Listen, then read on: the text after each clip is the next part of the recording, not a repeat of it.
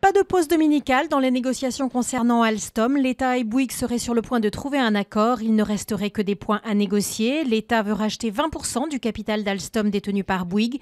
Une opération qui conditionne l'avenir de l'alliance entre le groupe français et l'américain General Electric, a rappelé samedi soir le ministre de l'économie Arnaud Montebourg.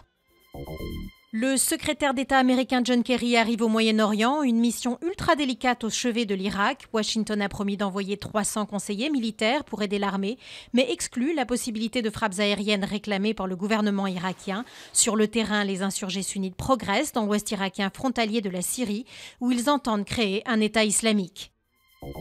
Un péage de transit pour les poids lourds de plus de 3,5 tonnes est limité à 4000 km du réseau routier national au 1er janvier 2015. C'est le nouveau dispositif du gouvernement pour remplacer l'écotaxe. Pas le bon scénario pour le porte-parole des bonnets rouges qui réclame la gratuité des routes en Bretagne et promet de rester mobilisé.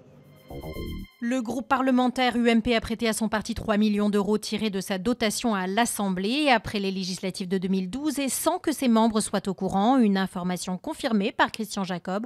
Mais rien d'illégal selon lui puisqu'il s'agit bien d'un prêt et non d'un don. Une nouvelle affaire alors que l'UMP est déjà embourbée dans le scandale de fausses factures de Big Malion. La grotte Chauvet, enfin inscrite au patrimoine mondial de l'UNESCO, vieille de plus de 36 000 ans, elle n'avait été découverte qu'en 1994. Miraculeusement préservée par l'éboulement d'un pan de roche il y a 20 000 ans, elle abrite un millier de dessins de nos ancêtres de la période paléolithique, dont un bestiaire unique au monde, riche de 425 représentations animales.